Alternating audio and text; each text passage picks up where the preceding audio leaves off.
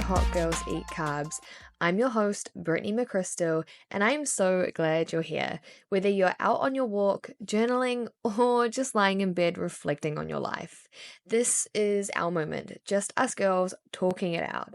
And this is your cozy corner of the internet where we chat all things health, wellness, and sustainable weight loss. Okay, it has been such a nice week here in Thailand. I have been loving being back in my space, getting into my routine again, training Muay Thai, going for walks, and just feeling really grounded. And I actually feel like myself again. And that always coming back to movement for me is not a form of pressure, but from a feeling connected to my own body again. Like I am running a high right now. It is so, so good. I'm actually heading off on a little girls' trip to Europe on Monday. So I'm heading to Paris.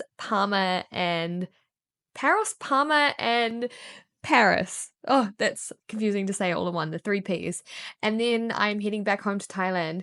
It's actually something I planned a while ago before everything happened with my dad, and I had booked and paid for it before all of those things happened. So it does feel a little bit of a weird time emotionally, to be honest, but I know that it'll be good for my soul to see my friends who I haven't seen in so long and to just be around the girls that I love. Anyway, if you have been enjoying this podcast lately, it would mean so much if you took a second to leave a rating or a review. It honestly helps more than you know, makes such a difference in helping this little podcast reach more girls who need it. So let's get into it. Today, we're chatting through 5 weight loss tips that nobody really talks about, but actually work. The little things that move the needle and keep you going, even when life feels a little bit all over the place. And before we dive into the tips, I just want to have a little heart to heart about something that's been on my mind this week. And it's all about the power of consistency. Because honestly, when I first started out on my journey, I was so focused on rushing the process. I kept thinking, if I just eat perfectly for a week, surely I'll see massive changes. I'll step on the scale constantly, hoping to see proof that all my hard work was doing something. And when I didn't see like any results, I would just get discouraged. And looking back now, I wish I could hug that version of me because she was trying so hard, but she didn't realize that the results weren't going to show up overnight, that they were going to show up in the days she showed up for herself when nobody was watching, in the quiet little choices and in the meals she made at home, in the walks that she didn't skip even though she wanted to, and in the promises she kept to herself when it would have been easier not to. And now, years later, I see it so clearly. It was working. I just didn't give it enough time to show me. So if you're in this position right now where you're showing up, doing your best, and wondering if it's ever going to pay off, this is just your reminder that it is. You're not starting over every Monday. You're just building momentum. You're learning and you're becoming the kind of woman who follows through. And this is going to take you further than any perfect plan ever could. So take a deep breath out, zoom out, and look how far you've already come. Even if it doesn't feel like much, you're doing the work and it will pay off. And even when you do start building that consistency, let's be real, life still happens. You get into a good routine, you're feeling strong, everything's flowing, and then boom, a curveball. Just like the curveball that's just hit me. Something stressful at work, a trip, family stuff, you get sick and you lose your rhythm, and suddenly it feels like all that progress has slipped through your fingers. But that's actually normal, and that is all part of it. Your weight loss journey was never meant to be this perfectly straight line, and it's not meant to be flawless. It's meant to ebb and flow because that is just life. And the point isn't to be perfect all the time. The point is to keep coming back to it. And that's why I always talk about building a lifestyle, not just doing a diet, because when something's a lifestyle, you can live it, even through the messy seasons, and even when things feel hard, even when you fall off, because you're not starting over, you're just returning to what feels good. And that is why I also love balance. It's why I still eat chocolate. It's why I don't cut out carbs or ban foods.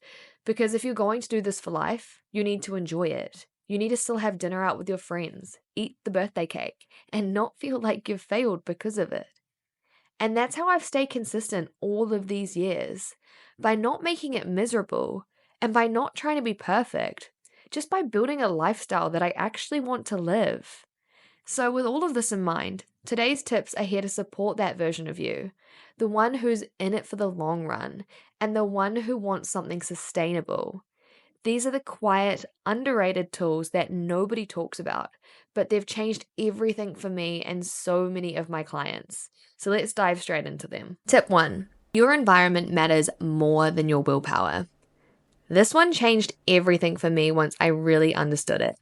And I see it all the time with my clients too. We love to blame our lack of motivation, like, why can't I stay on track? Or, I just have no discipline lately. But honestly, a lot of the time, it's not a motivation problem. It's actually an environment problem. Because your habits are shaped with what's around you. You could have the best intentions in the world, but if your kitchen is filled with tempting snacks that don't align with your goals, or if your fridge is empty, if the bench is cluttered and stressful, then of course it's going to feel hard to make a healthy choice. Of course you're going to reach for the easiest options. Not because you're lazy, but just because you're a human. We make decisions based on what's convenient, what's visible, and what's within arm's reach. So if the biscuits are on the counter, you're gonna eat the biscuits. If the takeaway menu is on the fridge and there's no groceries in the house, you're probably gonna order in. And it's not about being weak, it's just about being surrounded by cues that lead you down that path. I remember when I was first starting out, I kept trying to force myself to be better. I thought I just had to try harder. But then I realized I was basically setting myself up to fail. My kitchen was chaotic. I had no meals prepped. I was relying on pure willpower to carry me through the week. And of course, I kept falling off. But now, I keep my space really intentional. Not perfect, but supportive. A clean fridge with some prepped protein. Easy snacks that I actually feel good eating. Chocolate, of course. But it's portioned out and tucked away. It's not sitting out where I see it every 5 minutes. I set these things up so the easiest choice is also the one that supports my goals. Even things like having your gym clothes laid out in the night before, or putting your water bottle on your desk. These little environment cues help you stay in alignment without needing to consistently try harder. So this week, I want you to take 20 minutes to reset your space. Clear the kitchen bench, chuck out anything expired or just not serving you. Chop some veggies, cook a couple of protein options, tidy your bedroom, light a candle. It's not just about food, it's about clearing that mental clutter too. A calm space leads to a calmer decisions. And some things that helped me make healthier choices when I felt like snacking was pre-cutting my fruit and putting them into containers for when I wanted a quick and easy option instead of reaching for something unhealthy. And remember, you don't need to overhaul your whole life, but start with your surroundings, because when your environment is set up for success, consistency becomes so much easier. Tip 2. Walking. Walking is still the most underrated fat loss tool. Okay, I know that walking doesn't sound sexy. It's not high intensity, dripping with sweat kind of thing. But if I could get everyone to truly understand one thing about fat loss, that it's walking is one of the most underrated tools in the game. I lost my first few kilos by just walking 10,000 steps per day. That is it. No fancy gym membership, no HIIT classes, not tracking every calorie, just putting one foot in front of the other every single day, no matter what. And what's wild is that I almost didn't count it at progress at first. I'd walk every day and think, surely this isn't enough, because we're told that the only way to lose weight is to smash ourselves at the gym, and to be sweating buckets, and to be wrecked. But walking doesn't feel like that. It just feels too simple. But that is exactly what makes it powerful. Walking doesn't spike your hunger the way that intense cardio can. It doesn't exhaust you or make you feel like you need to earn your food. It actually reduces cortisol, which is huge because when you're chronically stressed, your body holds on to fat. So walking becomes this gentle, restorative way to move your body that supports your goals without burning you out. It's also a complete mental reset. It's like clearing the cache from your brain. I swear some of my best ideas, my deepest mindset shifts, and the moments of clarity have come from going for a walk and letting my thoughts breathe. Especially on the days where everything feels overwhelming, walking is what grounds me. And I've seen this with so many of my clients too. The ones who feel stuck or unmotivated and just start by adding a daily walk. They always come back to me a few weeks later. Wait, I actually feel better. This is working. Because when you walk consistently, your energy shifts and your mood lifts. You start making slightly better food choices without even realizing it. Your sleep improves, you feel more connected to your body, and slowly but surely, it starts to compound. So don't overthink it. You don't need a perfect route or 10,000 steps every day to just start. Just put your shoes on and get outside. Even if it's just for 10 or 15 minutes. Listen to a podcast, put on a playlist that makes you feel alive, or just walk in silence and let your thoughts catch up with you. It all counts and it all adds up. And if you're in a season where intense workouts feel impossible or overwhelming, walking is your invitation back into movement. It doesn't need to feel hard to be effective. This is just your reminder that simple is powerful. You don't need to crush yourself in the gym to start creating change. Just start walking. Every step is proof that you are moving forward. Tip number 3, sleep will fix more than any diet plan. Sleep is one of the least talked about but most powerful tools when it comes to weight loss. And I get it. It doesn't sound exciting. It's not something that you can post a before and after photo about. But the way that sleep impacts your results is honestly wild. Let's break it down. When you're sleep deprived, your hunger hormones go haywire. Ghrelin, your hormone that makes you feel hungry, shoots up. And leptin, the one that tells you you're full, drops. So when you wake up craving carbs and sugar, no matter how much you eat, you still feel unsatisfied. Does this sound familiar? And not only that, the lack of sleep literally slows your metabolism. Your body isn't in a safe, rested state. It's in survival mode. It holds on to fat, and it makes you feel foggy and unmotivated. It makes it even 10 times harder to train, to prep food, or even to care about making a good decision, because everything just feels harder. I used to brush off sleep like it didn't matter. I was all about grinding, staying up late, pushing through, but now I treat sleep the way I treat my workouts or nutrition. It is just as essential, because I know if I'm not sleeping properly, everything else gets harder. My cravings come back, my energy dips, and I get snappy for no reason. And that version of me, she's not the one that's making the empowered choices.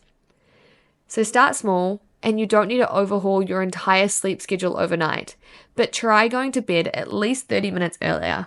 Seriously, it can make such a big difference. Just turn your phone off, dim the lights, and give yourself permission to wind down. Protect your sleep like you would protect your workouts, because it's just as important. Rest is productive, and your body needs it. Tip number 4, you don't need a better plan. You need more consistency. This one is big. And if you're somebody who's constantly feeling like you're starting over or searching for the next best method, I really want you to lean into this, because I can't tell you how many times I've had this exact conversation, not just with my clients, but with myself too. You hit a plateau or you lose motivation, and your first thing is, maybe I need a better plan. Maybe I should switch things up. Maybe I'm just not doing enough. And I say this with so much love. You probably don't need a better plan. You just need one that you already have more consistently.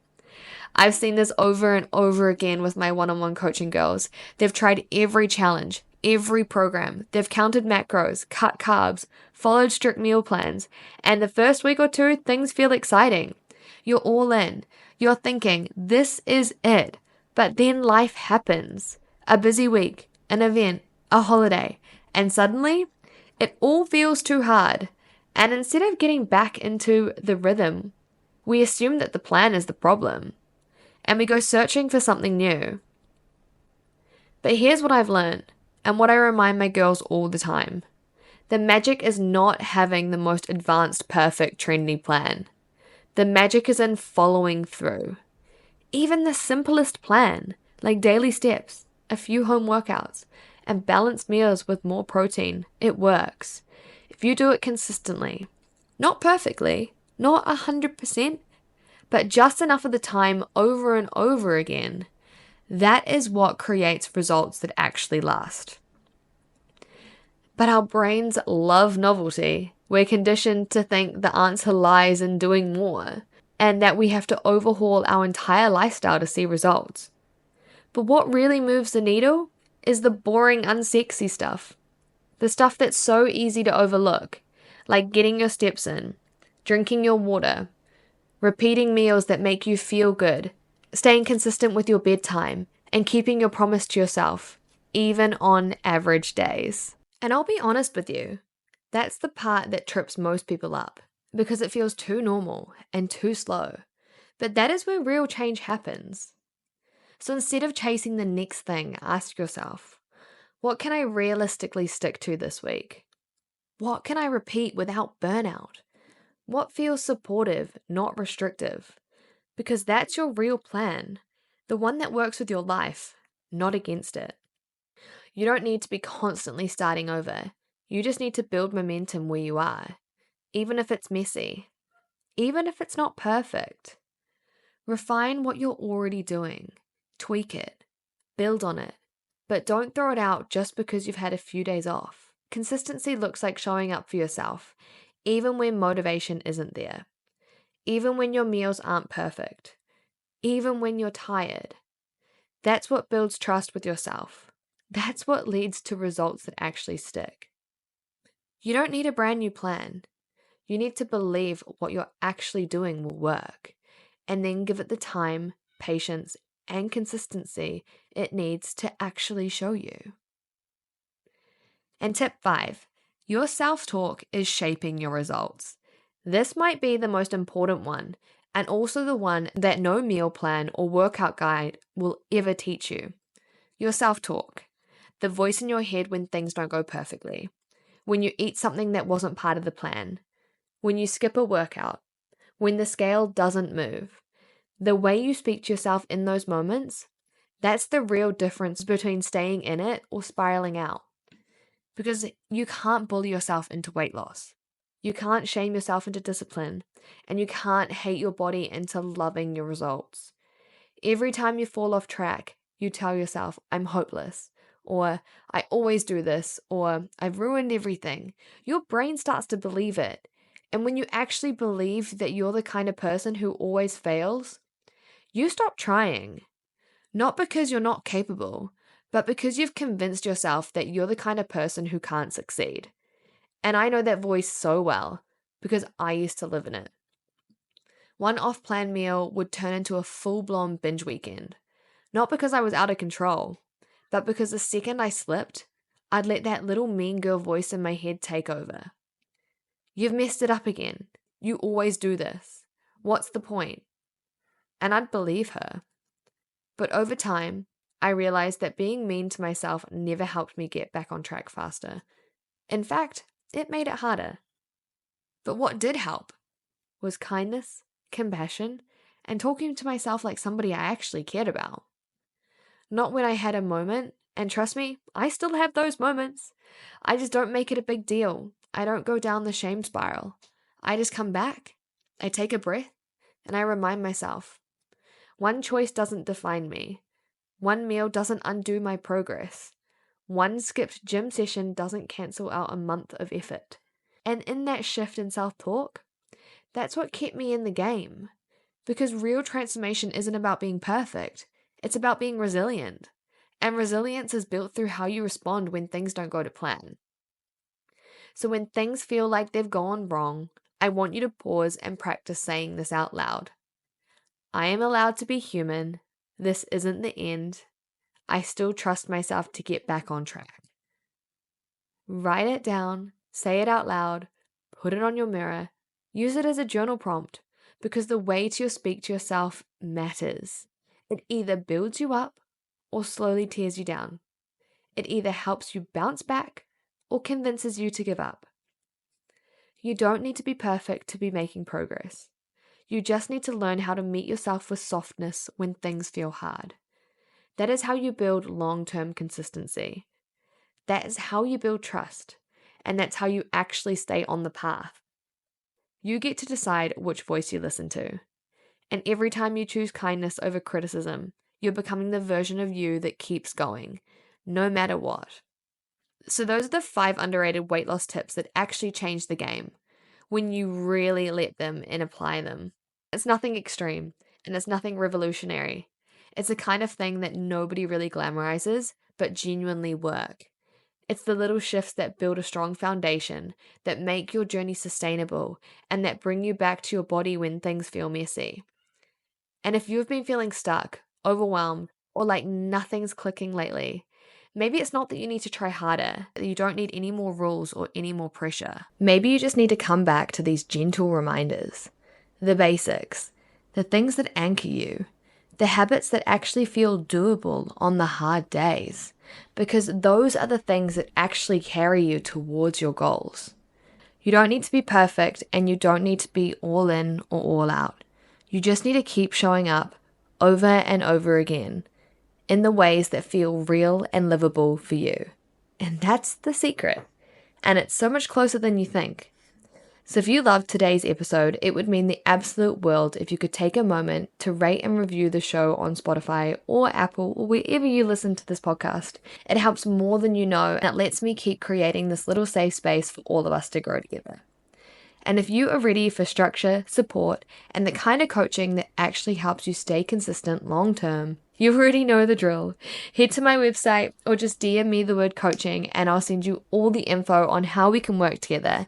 And you do not have to do this by yourself. Trust me, girl, you are doing so much better than you think. And I'm proud of you for just showing up and listening to this episode today. Keep going, you've got this, and I will see you in the next episode.